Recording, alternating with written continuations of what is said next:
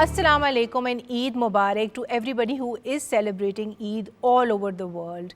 Eid, as we all know, is a time of reflection. It is the perfect time for giving back to the society. It is also a time for gratitude and definitely a time for togetherness too. And today on this very special Eid show, we have all come together so as to celebrate Eid with our esteemed guests. We'll try and bring lots of fun, lots of laughter and definitely lots of candid conversation through this very special Eid show. And now, without wasting more time, let me introduce you to the amazing lineup of guests that we do have with us in the show today. My first guest for today's show is Naeem Tahir Saab, who, as we all know, is a renowned senior artist. He's also an author, he's a scholar, and he's also been the former chief executive of Pakistan National Council of Arts. Assalamu alaikum, sir, and wishing you a very happy Eid.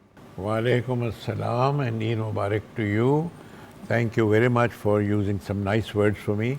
I tried my best. Thank you for joining us. My second panelist for today's show is Ms. Huma Ijaz, who is a senior lawyer and she's also a human rights activist. Assalamu alaikum, Ms. Huma. Wishing you a very happy Eid. Hello and Assalamu alaikum and Eid Mubarak to everybody who's watching it. Thank you for joining us.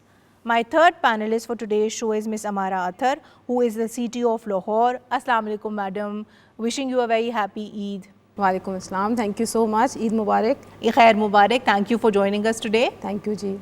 And my last panelist for today's show is Ms. Alize Khan, who is a social worker, and recently she's also been awarded the Diana Legacy Award. Assalamu alaikum, Alize. Wishing you a very happy Eid too. Walaikum Assalam, Fatma. Eid Mubarak to you as well. Thank you so much for having me. Sir, now to get the conversation started with you, when we do talk about Eid, we must all understand the fact that yes, Eid is that one occasion which has of course evolved over a period of time, more so in terms of the celebrations and of the typical traditions that we do used to have. So as somebody being the most senior on the panel today, how do you see the customs, the traditions, the festivities of Eid evolving over a period of time, that too from the time that you were young to what they are today? It has changed, but not all over. There are groups who have completely changed, and there are some people who are still holding on to the old traditions. The old traditions were that we all, when we were younger, which is a long time ago, we used to be very excited for that extra bit of money called Eid. True. Oh, that was something we looked for. Then we got new clothes, then the families got together. And the one major thing was that with that money, we used to go and buy ice cream for ourselves. Right. Or all get together and make ice cream at home by that hand machine. So that has changed. Now it is like more like getting up in the morning, going for the prayers, coming home, and not necessarily connect with each other on Eid day. Right. You live in a joint family system. That is something that I've observed. And then you also have that edge of celebrating your Eid with not only your children, but also your grandchildren. So that in itself must be very, you see, supportive itself too, because in Pakistan now, as we see, the whole system of joint family, that is kind of becoming slowly and steadily obsolete. Yes, which is unfortunate, because in the East, particularly the Eastern Hemisphere, the family structure is something which is most marvelous. And understanding people, and the West misses it, and they have their problems because of that. But we have kept our family structure, and we are very close family. My sons, my grandsons, my family members, we all meet on Eid. We definitely meet. Right. And now something has reversed in the sense that in that time we used to give gifts and new dresses to our children or the younger ones. now my son has gifted this Eid dress to me. Right. So, on which I'll come to you, Ms. Huma, and I would want you to comment on this further. So, how would you, as of course, middle-aged person who has had that benefit of, living through the Eid traditions traditionally, and then of course you've also had that benefit of celebrating Eid in the social media age that we do live in. How do you compare and contrast the Eid to what it was then to what it is now? What is your perspective on this? I feel somehow the essence of Eid has been taken away by the social media. Everybody is waiting. Oh, we just have to click that one picture and post it on Instagram and Facebook. So and before lunchtime, they're all there and everybody is, running after that picture later after in the afternoon. And I find that the essence of Eid is actually to meet your family, your friends, get together with your elderly, sit with them and talk to them. And then also enjoying it's not about the money. It's Eid is sign of affection, of course, of love. And then even if it is like very minor amount, I remember we used to, my dada used to give me just 50 rupees I Eid. know, And that was like it was the best thing about the Eid. best thing you see, when about you Eid. grow up, these are the little things that you really miss on Eid, especially not getting Eid. But Ms. Amara, when we come to busy people like yourself, I do understand that, more often than not, you would be on duty, especially on occasions like Eid. So how do you maintain that balance between your professional life and of course your family life too? Because Eid is at the end of the day all about family unity, celebrating Eid with your beloved ones. Thank you so much. You're right. The last 15 years that I have been in police service of Pakistan, the entire way and manner of celebrating Eid has changed for me. And most of the police officers, they are on duty and they are in the uniform because they have to make sure that the security arrangements for the namaz, for the Eid namaz at the mosques, they are there. And then being CTO Lahore, I think we ensure that the traffic is in place, the traffic duty is in place, and there are no issues that are being faced by the citizens. Right. So for us, Eid is more about performing our duties, one, and secondly, what really happens is that when you start spending time with your police officers, they become a part of your family also. They are part of your community as well. So it is just like having two families. We all get together, we all meet each other and greet each other, and we meet at the Bada Khana, which is in the police lines. Then similarly, in the later part of the day, we have to check our parks duty. People go out for the recreation to the parks. We make sure that there is security, there is traffic. Everything is sorted. Yes, right. Because people do go out and celebrate with their families. So we have to. I think it's a very big sacrifice, especially on days like Eid. People like yourself who are working to ensure that everybody else is safe. On which I'll come to you, Ms. Elise. I would want you to add to this further. So I do know that you're a very busy social worker and you've been very diligently giving back to the society since you were a teenager. And recently, you've also, of course, made us all proud by being the first Pakistani woman to have won the Diana Legacy Award. So how did this all come about? Thank you so much. But I won the award because I started my work when I was 16, and this is an award for young leaders, basically, young leaders from all over the world. I won this award because I started my work at 16. Actually, not at 16. I started my work when I was just 9. From very, very small steps, like giving out, cold water bottles to the people on the roads, and just picking up the trash, making food parcels and distributing them with my mom. And after a few years, I realized that I need to expand my work and do something officially. Right, Elise, your point is noted. On which, sir, I'll come to you. So when we do talk about Eid celebrations, we do understand the fact, and this is something on which Huma very rightly so deliberated upon as well, that we have seen the traditions evolve over a period of time. But if you were to now look back, what is that one tradition, that one custom that you really miss? It's a tough question. So not tough for somebody like you, you're a legend yourself. Yes, but at my age, memory is the first sacrifice. I think the pleasure that we got in receiving that Eid, that I miss. Right. And now I give Eid, but that young person getting a little extra pocket money and running and buying an ice cream, that excitement is not there. Also, sir, what about those handwritten greeting cards? Because you see now social media has taken that bit over as well. It's more convenient sending people those e-cards as opposed to sending them cards in person. Oh, I think I go along with you on that because that social media has taken it away, primarily. That handwritten Eid card with good wishes and all that used to be received, and we used to pile up how many we had received. But now they don't come. Now at best you get a message. Right.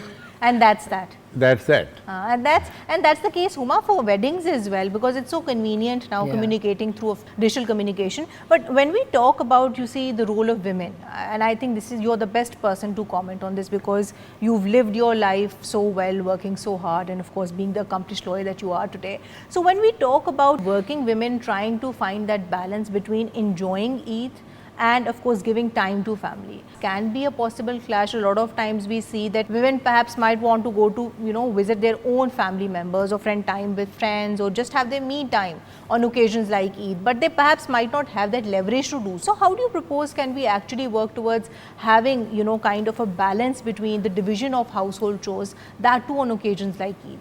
You see, Fatma, over a period of time, the society has evolved. Given the fact that there are many families which are dual earning families, where both of the couple, both the partners work. So when they work, although it is slow, and in the, I would say, people in their 20s, they are very added, they totally share their chores and everything, but people beyond their 20s, somehow the men were probably brought differently. Right. So it's taking time for them to evolve. But I think they try to meet you somewhere in between, and the women are also putting their foot down that it is not alone their job to entertain families. The families are both of their families. They want to meet their own parents and they want to meet their in-laws, and actually they want to bring them together, and so now women are more like, I want to do this and you have to help me do this. Right. And the men are trying to step up.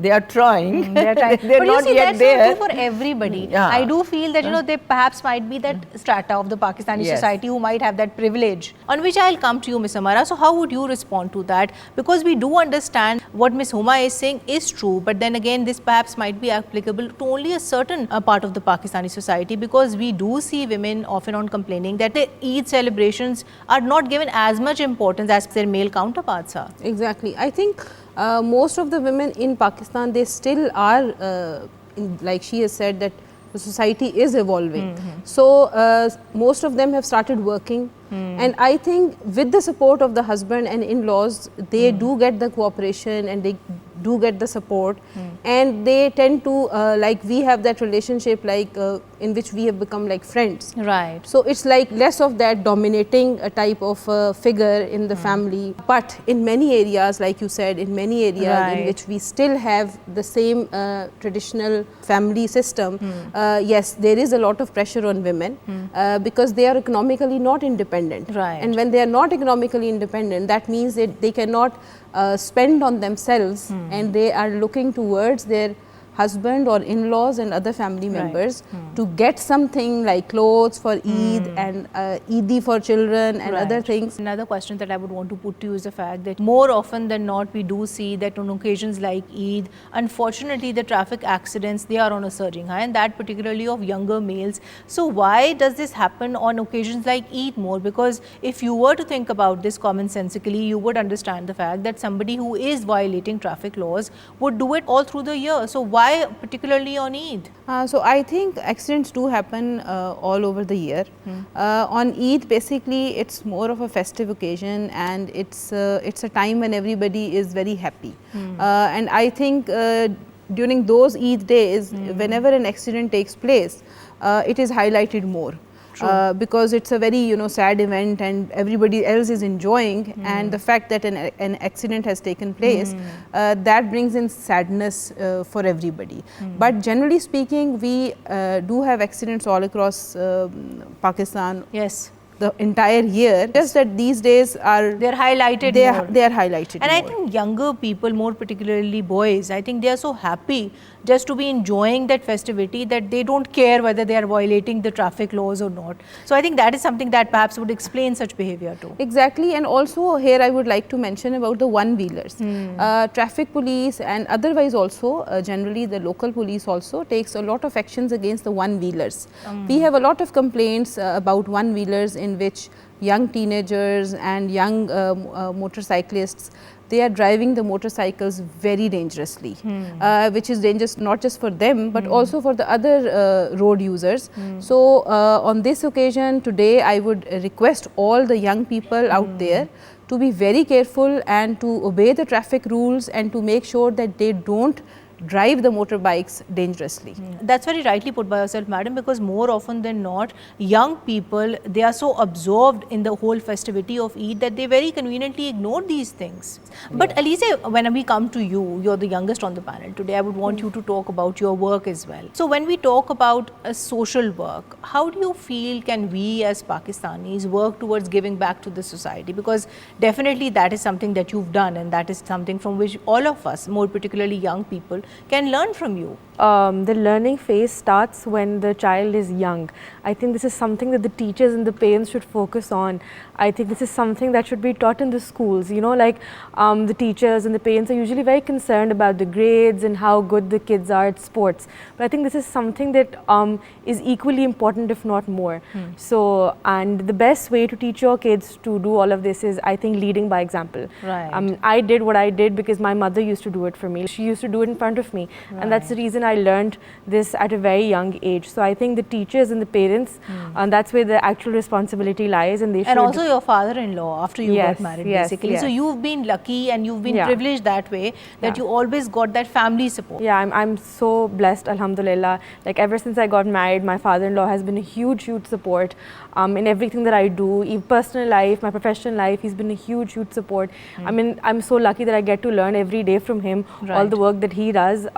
It's amazing. Yeah. Right, Elise. And another question that I would want to put to you would be regarding your work. So we do know that you have been working very diligently, leading all these ration drives, and you've been a very dedicated worker when it comes to combating food insecurity in the country. So in this regard, how do you then propose can we do away with food wastage? Because yes, we do understand that Eid is that one occasion where people not only end up, cooking a lot, but by that virtue also end up wasting a lot too. So I think the true essence of Eid is actually sharing and giving, sharing your blessings, sharing your food. And when it comes to sharing your food, I think, and not just for Eid, even like every day in our lives, I think food leftovers should never be kept in the fridge. This is something that I've learned from my mother, and I made sure that later in life I made sure that she never put food in the fridge. I mean, you see, when you reheat food to have the next day, it never tastes the same. Right. So I truly believe that you should never ever put, if you can afford to cook fresh meals every day, you should never put food in the fridge. You should always give it to someone. And in Pakistan, we have so many people who go to bed hungry every day. So even if we're coming back from the restaurants, we should never take that food to our house, the leftovers. Or not we just have do simple things like piling your plate up. Sometimes you have that habit of piling it up so much that you end up wasting it inevitably. Exactly. On which I'll come to you, Ms. Homa, and I feel that this discussion is incomplete without talking about it from the fashion perspective too. So when it comes to your own fashion choices, when it comes to following the latest fashion trends, how do you dress up on Eid? Because we do know that there is definitely that part of the Pakistani society for whom perhaps fashion doesn't matter that much, that too on occasions like Eid. But then again, we also have young people who are very fashion driven. So which category do you fall in? Yes, I've seen fashion trends now are very individualistic. Every person, whatever they like, whether they like a short shirt, long shirt, colors, pastels, dark, they all go for it. And there's so much variety out there now. You see, there used to be a time when you only went to your tailor, and then now it is, you have plenty of variety, different fashion brands and very good ones. You can find all kinds of prices, all kinds of tastes. You want, a very worked outfit, you want a very sober outfit. So I think fashion now has become also very individualistic. Right. I don't think that would be true for the younger lot, perhaps Gen Z, who are very obsessed with keeping up with all the fashion trends. Sir, how would you comment on that from the male perspective? Because we do see that now generally men, they are more invested in their looks and how they look, especially on occasions like Eid. Well, that is a question which I would answer on a couple of things. Sure. For instance, on Eid, the cooking business, which we feel that it interferes with the enjoyment of ladies at home. But the fact is that cooking business, mostly men are involved. These are cooks who are doing it. In my house, not only Eid, all my sons cook. How nice. They all cook. And my son Mehran, he is known for his biryani. When people request him to make biryani This is for amazing. them, all humans have basically the same rights. And Right, they sir, of should be course. given the opportunity of enjoyment of Eid, which has not only kind of social thing, but it has a religious Of course, angle to it too. connotation Right. also. Right, sir. I am totally amused by what men are looking like these days. They've got strange kind of hairstyles. I find it so funny. But why do you need to do that? If you just have your own natural graces and dress up decently and behave decently, you'll get the attention. But to get the attention, some people have, I mean, I can't explain how funny they look. I think they've carried it too far. Right, sir. But another question that I would want to put to you would be that when we, sir, look back and of course learn from somebody as senior and accomplished like you, what do you feel is that one trait that people today, more particularly young people, need to have when it comes to being successful? Most important, your focus. You must be very clear what do you want to achieve. And then work hard, refuse to be defeated, continue Right. until you succeed, and you will succeed. If you continue in that way, God helps. And this is my experience. I have been fortunate in the way that I have had the focus. And once I decided, for instance, in the beginning, I was focused on improving theatre situation. And my professor used to laugh. Oh, he says he'll build theatres. Yes, why not? I built Alhambra, I'll have Of built course, so you were much. the force behind If you Alhambra. go after it and refuse to be defeated or discouraged, you will win. Right. This is my advice to those who have a passion. Right. If they don't have a passion, if they don't care, then they will go some way Right. and stop there. You have to basically, sir, persevere. You have to be very Well, consistent. Focus, perseverance, determination that you are going to be a winner and you Right. will win.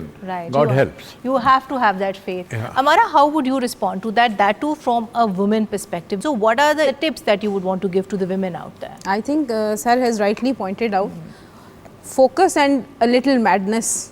Like it is said that the passion, because when I was going to join police department and I was the first one of the first female ASPs in Punjab, and everybody was saying that you should not, after doing CSS, do you think you are doing the right thing, that you are going to join a police department? It is all full of males and everything.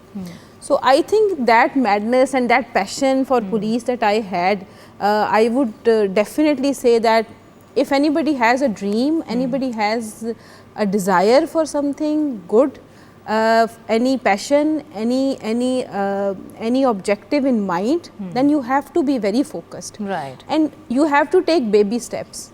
You will not be achieving everything all in one night or Right. one day. There is or no one, shortcut yes, to success. there are no shortcuts. Right, that's so it's, right. It's always hard work, and it is always baby steps that actually lead you to somewhere, to an objective. Right. So I would say that women and young boys also who are listening to us, I would say that they should focus on their future.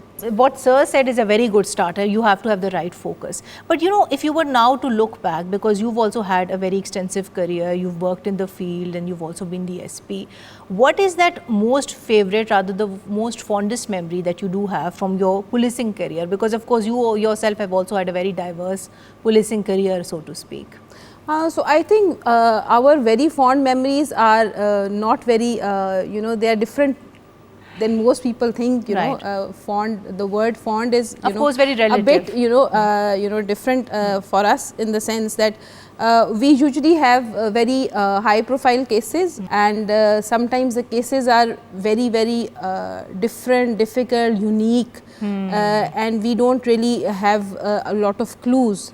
So when we work hard and day and night, and we try to reach a point and get evidence and get to the criminal and arrest them, and actually, you know, sort of try to satisfy ourselves in the sense that yes, justice has been served. In any case which you have succeeded and you've successfully concluded the investigations and actually put the perpetrator to task, that would be a win-win case for Yes. you. Alize, how would you respond to that? What is your most favorite, rather the fondest memory that you would want to relive with us today? Because I do understand that your Eid in this regard would also be a bit different from the others, because you do also give time to the people that you're working for, be it transgenders, be it minority members, be it even young girls. So I think Eid for me is mostly about family, and when it comes to family, my family is actually the children of the orphanage, the members at Fountain House, and the students at the university. So I think my favorite memory is always the Chand Raat that I spend with the kids at the orphanage. You know, putting on mehndi on their hands, getting them bangles, and just seeing their excitement when they receive nice clothes and shoes for Eid. I think that's always my favorite part when it comes to Eid. And as you can tell, I have an extensive family when it comes to all these things. Right. So I divide into like different days. So Chand Raat I spend with the kids at the orphanage. Today I'll go meet the members of Fountain House after this show. And you're then traveling all the time for all these ration drives. Yes. But what is the most sweetest gift that you've ever received? Because you see, Eid is about getting gifts too. So what is the most sweetest gift that you've ever received? The sweetest gift, actually, there's this girl at the orphanage, Mano. She's just 6-year-old. Last year she gave me this really pretty bracelet on Chand Raat, and she made sure that I wear it on Eid, and she told me to send a picture to her as well. So then I especially went and I met her, and then I showed her the bracelet that I wore on Eid that she gave to me. Yeah. Right. That was my Coming towards you, Homa, so how would you relive your childhood Eid memories? Because we do then again understand that you have that advantage being in that age bracket, that you've, yes, visioned that social media Eid, and you've also lived through that traditional time period of Eid. Yes, so my traditional Eid was all about chudiyan, bangles, getting them. So it was a very festive time to get out on Chand Raat, everything. I don't see that anymore here. Right. I see that, you know, The people, festivities have gone yes, down. they just want to go to the salon and they just want to do there, and they just probably don't even, I don't want to say it, but a lot of youngsters just want to go to sleep. Right. On Or Eid. they want prefer sleep to 8 travel and they'll in get that up like 1 week 2 o'clock. Eid break, right. Yeah. So I would want all that resurgence back. Right. You see, when I visited Middle East on one of the Eids, it was the most festive time at night. All the families, Right. no matter which income bracket they were in, everybody was out, and they were celebrating and they were doing things, getting, you know, tattoos made, getting, you know, for the kids, everything for someone or the other. So you see, we should start promoting a family festivity again, or festivity with your friends. Right. But you know, something which is I healthy. think that's so Yeah. true, because you see, over a period of time, I feel the way things have generally changed, it has now inevitably become more pragmatic, something which Sir earlier Yeah, during the he was conversation saying also that, mentioned. And it is now become also perhaps more practical and minimalistic. So, but when you look at this from your viewpoint, how do you feel are things now different? Not only in terms of the customs and the traditions, but also in terms of people per se. Most important, and I have always felt and said it, that you give responsibility to a woman, she will perform better than a man. This is my experience. You give them a civil service, bank service. If I have to go and rely on somebody performing, I will give to a woman, she will give the result. Man should sort of walk away with it and do some things. They have become careless. And it is time that women take up the challenge Right. of more responsibility and set this nation on better footing.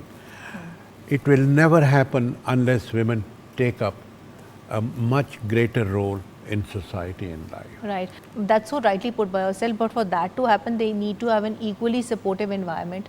The system itself needs to be enabling too. But sir, you've also been the chief executive of Pakistan National Council of Arts, and I feel that is that one area of your career I would also want to talk about. So how do you feel can art, in whatever form it may so exist, can actually help us foster greater compassion, greater empathy on occasions like Eid? I set up a national performing arts group, Right.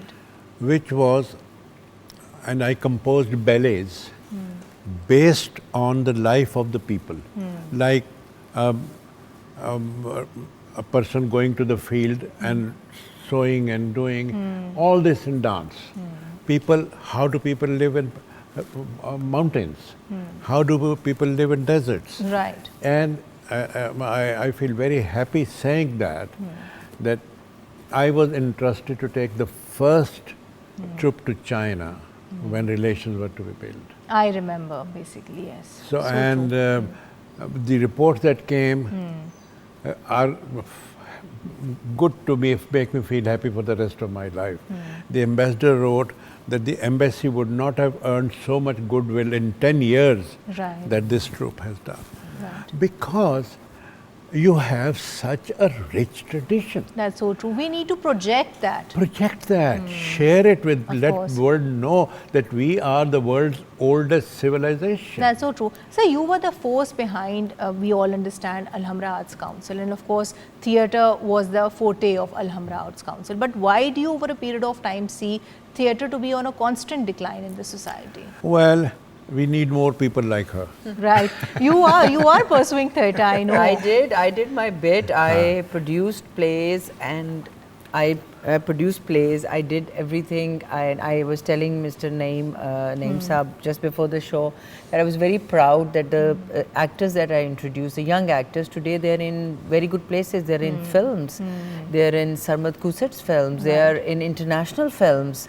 They have gone international. They've gone to Australia. They're in these soap operas and doing theatre there. So if you give the youngsters and if they know their hard work, they will actually perform. They'll make a difference. To a great extent, you would agree with me when I say that this is because of the influx and the growing usage of social media too. On which I'll come to you, Ms. Amara, and here we must talk about this very interesting campaign which has recently been launched by the Honorable Chief Minister Mariam Nawaz Sahiba, or which is all about keeping the public safe, more about the motorbikers. So tell us more about this campaign, which is of course geared towards ensuring that people, they don't become victims of metal strings, and how do you feel this is an absolute necessity, that too, on occasions like Eid? Thank you so much for putting this question. So I think it was very important to launch this campaign, and Chief Minister Punjab herself launched this campaign, started from Abshar driving school that we have on Jail Road, and we installed the safety wires on the motorbikes.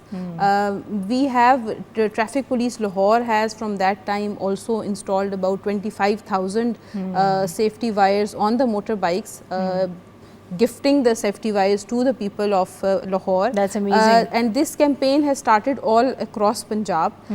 We have all the traffic police people and all the DPOs and CPOs, they are working towards it. The main idea is that the motorbikers, basically the neck part is very unsafe.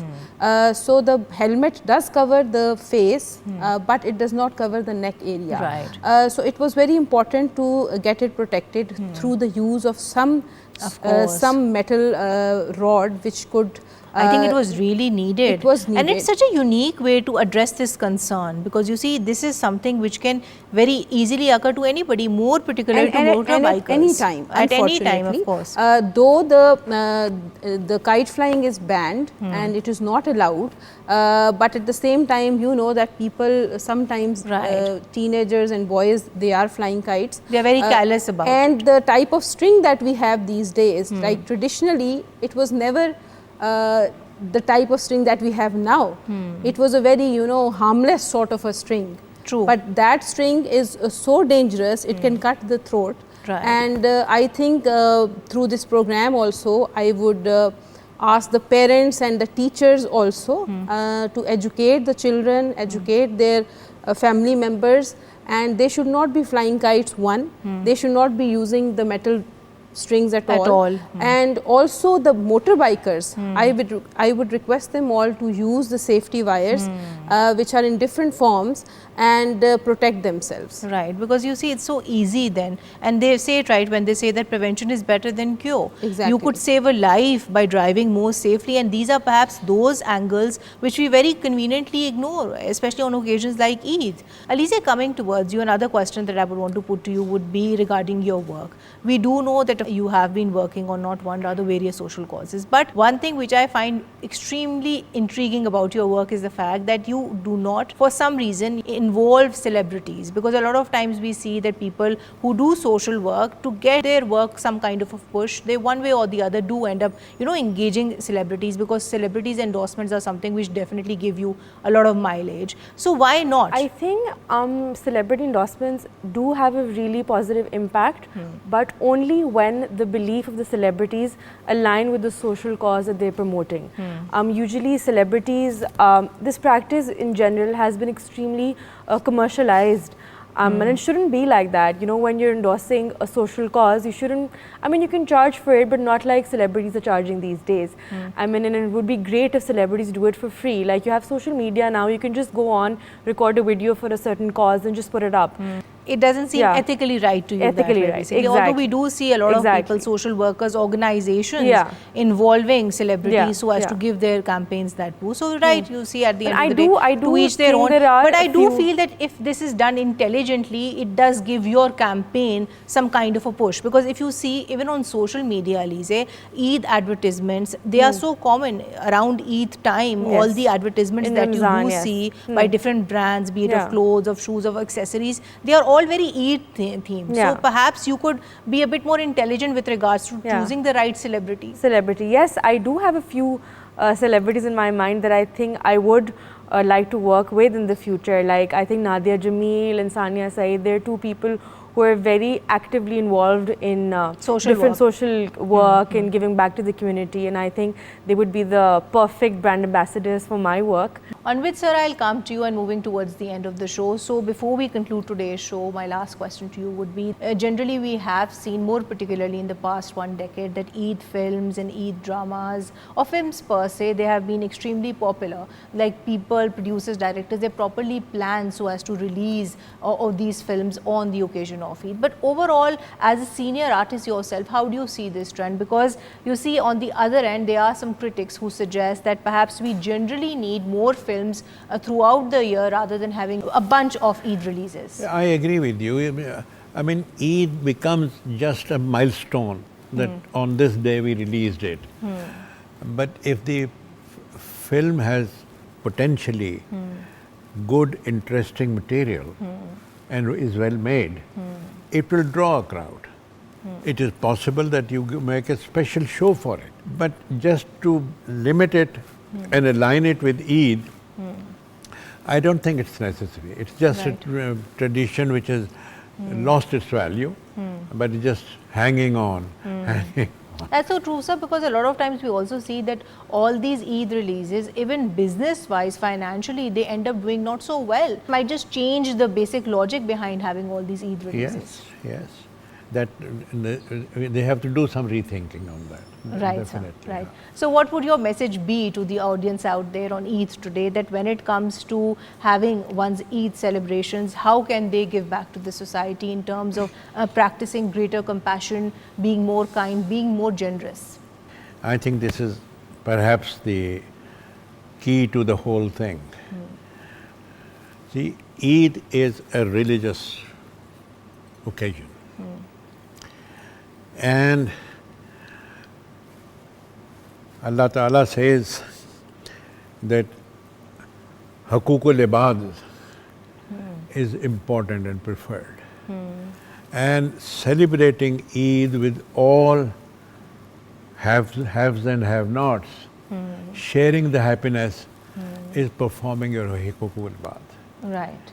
So I think it is much preferred and much more satisfying for any person who has it,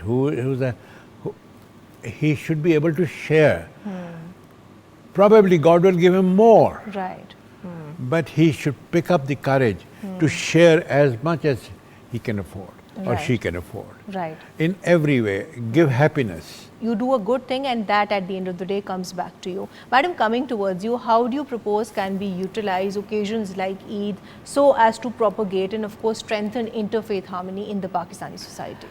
There was a very good gesture. I was just seeing it on TV. There was Easter recently, and Madam Mariam Nawaz, the CM Punjab, went to one of the churches for one of the ceremony, and it was our fast. It was their Easter. So, in view of respecting the fasting, they did not cut the cake. And she thanked them for respecting that part, and it was on her part showing a lot of interfaith harmony by going to the church and being part of the service. So this is called interfaith harmony. Right. So I feel that this is what we can do on Eid day is enjoying it with them. Like they invite us, they also should also invite. We should also go in their festive celebrations and invite them into ours. Right. It should be something which should be two-way. Two ways. That's very rightly put by yourself. On which I'll come to you, Madam, and before we conclude today's show, so what would be your one message to the audience out there, especially when it comes to ensuring inclusivity, when it comes to ensuring unity, when it comes to ensuring hope and of course harmony on this joyous occasion of Eid? Thank you. I would say that police over the years has moved towards inclusive policing, and interfaith harmony is another aspect that we have really focused on. Recently, we have established Misaq centers in Punjab, all across Punjab in every district. These Misaq centers are run by the police officers who belong to the minority religious groups like Christians and Hindu police officers. They are providing the services to the minority people over there. So all the policing services that we have, like character certificate, registration of crime, FIR, security clearance, any policing service is available in the Misaq center to all the minority groups where they can easily communicate with their officers and get the services. Right. So I think moving from this point, I would say that these type of centers and this type of approach of police has given a lot of hope to the society in general also, and especially to the police officers. Right. So we believe in the goodness of people, we believe in sharing and appreciating the good work that people are doing. Right. So I am very hopeful when it comes to the future of Pakistan. I am very hopeful that we as a society will move forward positively and Inshallah. appreciate the good work that we all have been doing. Right. Not only appreciate, madam, but also to promote, because you see a lot of times the focus might just be on promoting the things which are not so good. I think the focus and the narrative of the media is something that needs to change here Exactly. as well. We need to put forward our best foot as a nation too. We need to project that softer, that more progressive image of the country per se. Exactly. So we should become very proud Pakistanis. Of course. I think we should take pride in the fact that we belong to Pakistan. This is our homeland, and we should not be saying negative things. We should not just be focusing on the negative things happening anywhere. We should also appreciate the good things that are happening in Pakistan. Right. And for this, like I just mentioned, the media again has a very pivotal role to play. Thank you so much, madam. Thank Your you. point is noted. On which I'll come to you, Alize, and before we conclude today's show, I think this question is very apt for you, keeping in mind your experience this way too. So when we talk about ensuring that we do work towards a more inclusive Pakistan, when we talk about, ensuring that the Eid celebrations per se are inclusive and of course accepting of the different quarters of the Pakistani society, how precisely do you feel can we do just that? Because I do know that you've been working with transgenders, with the minority members of the country, and of course with differently able persons too. I think when it comes to Eid, I mean, we just had Easter last week, so we did like a ration distribution for Easter as well. And when we're planning Eid, doing Ramzan drives and doing things for Ramzan, celebrating, I think we should not forget Easter celebrations as well. If we're here celebrating Ramzan, it's their Easter as well. We should donate, if not equally, we should donate some for Easter as well, not just Ramzan distributions and Eid distributions. And when it comes to transgenders, I think one thing which is very important for Eid is, if you cannot go out and donate, if you cannot give food, clothes, whatever to people, you can always just go and spend time with people. You can That's always so just true. go spend time with transgenders in old homes, in orphanages. I mean, this is something we should do to make them realize they're not alone on such special occasions. Yeah, that's so true, and that equally applies for differently able persons as Definitely, well. Basically, all definitely. the, I feel, downtrodden segments of the Pakistani society. That's very rightly put by yourself. Before we conclude today's show, let's have a look at these brief comments, all of which our team has compiled. These comments are actually from people who belongs to different strata of the Pakistani society, stressing upon the need for there to be greater inclusivity in our Eid celebrations. Let's have a look at these comments. Assalamu alaikum everyone, this is Aliza Nakwi wishing you all a very happy and joyous Eid al-Fitr 2024. Eid is a time to be around your close members of the family, friends, and of course, cherished members of the community. It is important that we understand that Pakistan celebrates diversity and inclusion and members of the community that have made our Ramzan such a special month. And it is continuing that message of empathy, joy, and kindness with which we must celebrate Eid.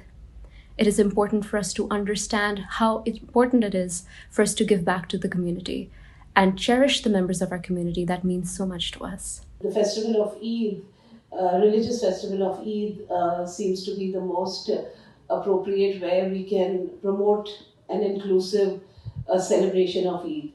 I think all religious festivals, be it Christmas, Diwali, Easter, all festivals should be celebrated by the community at large, regardless of what religion or what belief they follow. And with Eid coming up, I think it is an opportunity to include everybody into the celebrations of Eid, and to promote. It will help promote a more inclusive Pakistan. It will help promote a peaceful coexistence within the communities. And those celebrating Eid must include the other religious communities into their celebrations, whether it's your neighbors or whether it is people in your in your area or your locality. Include them in your celebrations so that they feel part of the larger picture. And I feel all that festivals such as these play a significant role in promoting interfaith harmony and promoting a peaceful coexistence in Pakistan that is so crucially needed at this point. Thank you. Assalamu alaikum. This is me, Jannat Ali, and very happy Eid Mubarak to all my friends, family, and all Pakistani community within and outside Pakistan on the platform of PTV Home, PTV World. On this special occasion, I just want to give you a message of inclusion. Don't forget that in your family there could be a transgender person. So in this occasion, we miss our family, those who have disowned by their families, and it's really hard time for them, and they see everyone doing celebration, but they don't have anybody who's very close to them, next to them. So I really want to request you, please make this Eid inclusive. There is already so much going on in our country. We need happiness, we need unity, we need inclusion, and respect this inclusion, in any way. So this is a message from the core of my heart, and I expect a positive response on this special occasion. Stay blessed, take care. Welcome back. We just saw these comments, and as the panelists, rather the individuals very rightly so mentioned, we must not ignore the fact that Eid is just not about festivity. It is just not about being a joyous occasion. It is also about giving back to the society. So we must remember the poor, the downtrodden segments of the Pakistani society when it comes to special occasions like Eid. We must all as a nation strive towards greater compassion, more kindness, and definitely more generosity this Eid too. Here's wishing everybody who is watching this show, and of course everybody who is celebrating Eid, a very happy Eid. Eid Mubarak.